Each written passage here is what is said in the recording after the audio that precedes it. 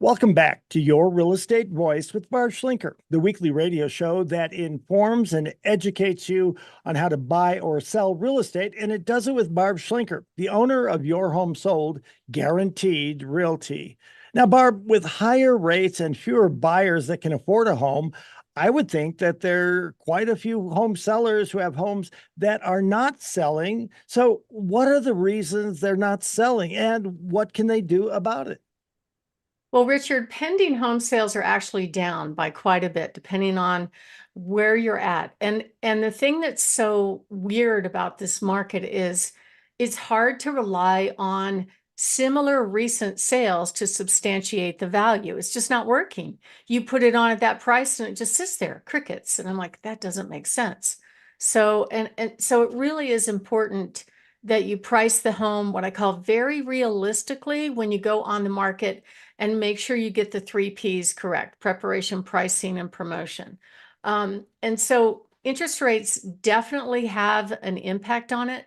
This is prime selling season in Colorado. Our summers are so beautiful. And people come here and go, oh my gosh, this is summer. This is pretty nice. But it gives you kind of an idea. If the pending sales are down, that's more of a leading indicator than looking at historic sales. I can feel it based on the listings that I have and how come they're sitting there. Even when we make price adjustments, it doesn't increase activity. So I'm trying everything I can, adding more marketing platforms, everything I can to get that home sold and get it at the price that they want and need. Interest rates definitely are preying on it, and there's buyers are thinking twice. The other thing too is there are people that um, are sitting on really low interest rates and deciding not to sell because their interest rate would more than double, where they can't take that loan with them. And we have our local associations kind of work against what you would think would be a logical reason to sell a home. As an example, I have a listing right now that their interest rate on this home is only 2.75%. It's a VA loan. It can be assumed by people that don't have a VA loan. And he's offering this assumption. But the MLS rules won't allow me to put that data in the description.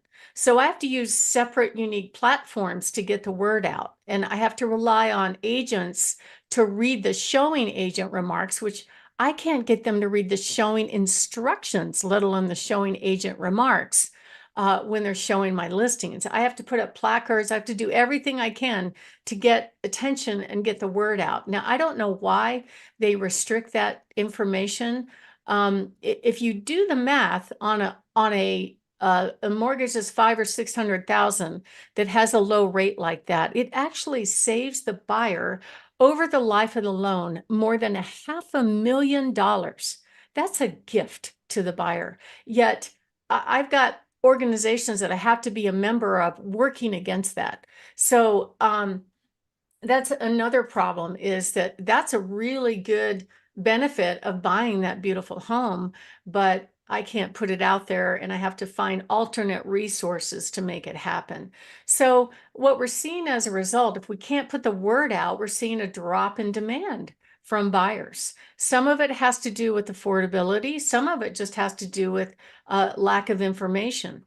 And one of the things that's very important is you got to cooperate with the buyers if they do show interest, for sure. I had one time, I had an asset manager. So what is an asset manager? I've handled hundreds of properties that were taken back in foreclosure. And this was during the meltdown back between like 2008 through, it peaked out in 2012. But there are still foreclosures going on. It does happen here and there. As an example, let me give you a reason. So here we go back 2021 and 2020. Those years, the market was booming, the rates were 3%.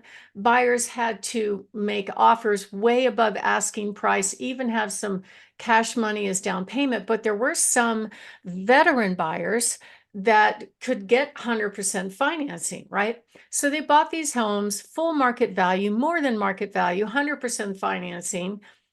And then something happens in their life 2 years later, And now the prices have softened a little bit and they're unable to sell that home without writing a check. And so we're seeing a lot of, especially veterans, hurt the most by this. And if something changed in their life, if they lost a job, they can't do the payments anymore. Unfortunately, a lot of them won't do anything about it. They won't respond to notices and even people trying to get them a buyer, and they let the home foreclose. And the VA loan is the one loan that's assumable. So they have a VA assumable note at like 2.5%, 3%.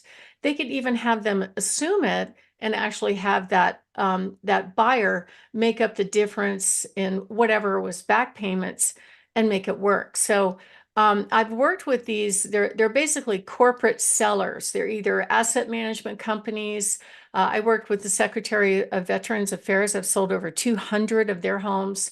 I've also worked with some others like, I can't even think their names, but there's a bunch of other companies that end up getting these homes back in foreclosure, and their mission is to resell it. So one of the things that they do very, very well is they never have a house sit on the market and not sell. They sell them right away. They sell them in 30 days. And one of the things, he said to me is, hey, first of all, you only get one shot. So you're my eyes and ears on the ground, Barb. I want you to tell me what you're seeing. What are the reasons why it might not sell, and give us a chance to fix it. I've even had asset managers come back when they made an offer and then change their mind, and they'll go, hey, don't let that buyer get away. What is it that they need? And I think the problem is the skill set with agents is not that good. Like, they don't try to keep a buyer engaged when things go south. So they just go, oh, okay, we're moving on. We're going to do something else. But it might be maybe just a small price adjustment might keep that buyer in the game. You don't know.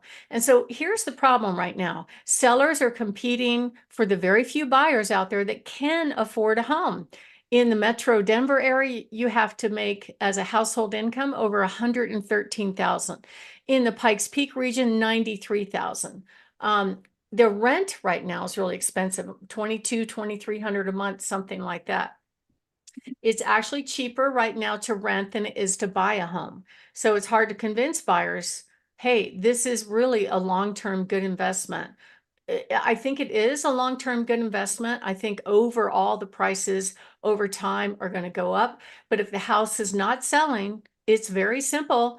It's one of three things. It could be a marketing problem. Marketing problem is like bad pictures. I looked at some the other day from somebody. I couldn't believe this one. This home back to open space with gorgeous views. Yet in the marketing, there was no photo that a back to open space with gorgeous views, and there was no mention in the marketing description. Does that make sense to you, Richard? It doesn't make any sense at all to me, but more importantly, when it doesn't make sense to you, Barb Schlinker, there's really a problem. Yeah, so there's a marketing problem. And it probably was a pricing problem too, just slightly though, not much. But if you have a lack of showings, it's either marketing or pricing. In her case, I thought it was a little bit of both. And if it's both, it's kind of a double whammy. And the market's going to tell you right away if they don't want to play. If you don't have very many showings, if you don't have any offers, something is wrong. You have to move fast to fix it. Otherwise, it's just going to sit there and expire and not sell. My name is Barb Schlinker. I'm the broker owner of Your Home Sold Guaranteed Realty and the host of this show, Your Real Estate Voice. And we're talking about the top reasons why houses are not selling. And when we come back, we're kind of going to do a lightning round of the 12 things that you can do to get your home sold. Richard? Barb, we're discussing the why a house may not be selling. We know the rising interest rates mean fewer buyers can afford the higher payments, but what are some of the other reasons why a house may not be selling? Well, I think a lot of it has to do with first pricing. I mean, everybody starts their search online now. Even I've got clients in their 80s that are searching online. They're pretty good at it.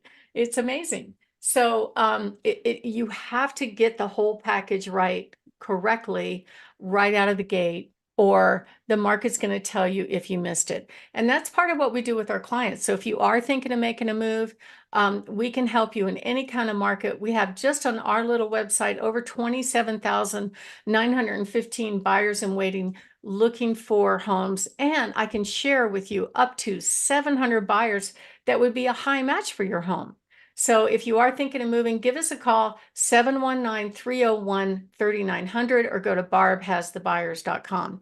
So if you look back on the year-to-date sales going back in the last 5 years, just in the Pikes Peak region, as an example, I know this show goes out to other markets, but it's a pretty good benchmark. It's probably no different in those other markets. You know, the market was fairly moderate in 2020, started really accelerating in 2021 and 2022. That's when rates were low and prices were driven up. Now, 2023, the number of sales were less than 2020, and 2024, the number of sales are about 10% less than they were just last year. So what that tells me is fewer people can afford homes, right? And there's a lot of people just sitting on their home equity, not doing anything about it because they're sitting on low interest rates. It's almost like free money. So if you are thinking of making a move and you'd like to get a free in-home consultation on what to do and what not to do to get your house ready for sale, that is what we do. But here's the reason why they're not selling. If right now the average days on market, Pikes Peak region, 36 days. It depends on the neighborhood though. Some are 90, some are 30, some are less or more. If you're not getting showings, the market's going to tell you. Take a really critical look at certain things. Pictures. What's the competition look like? What's the condition of your home? What's the feedback? How's your price look up against the competition? If it's priced too high, if your home needs work, that could play into it unless it's priced below market value. If your home has poor curb appeal, if your photographs aren't bad, I still to this day see agents that are too cheap to spend the $200 or $300 to get professional photos, and they use their iPhone or smartphone, whatever they have, okay? And guess what? They don't look good. The buyers pass it by just on the poor quality of photos. You need to know what the buyers are thinking, and you can't have a emotional attachment to the home. A lot of people love their home for very different reasons, but at the end of the day, the buyers are trying to find the best home for them, and you have to position it to be the best home. And don't be afraid to get a second opinion if your home is not selling. You're not cheating on your agent if they're failing you. They haven't done the job that you hired them to do. They might be offering a low commission, but if the home is not selling, commission is absolutely zero. It doesn't get you the goal that you want, which is to sell your home. So if you are thinking of making a move, give us a call, 719-301-3900, or go to barbhasthebuyers.com. Richard? You're listening to Your Real Estate Voice with Barb Schlinker of Your Home Sold Guaranteed Realty. And if you are thinking of making a move, call Barb at 719-301-3900 or visit barbhasthebuyers.com. A short break. When we come back, we'll be discussing taxes on the profit on the sale of your home. You don't want to miss that. Stay tuned.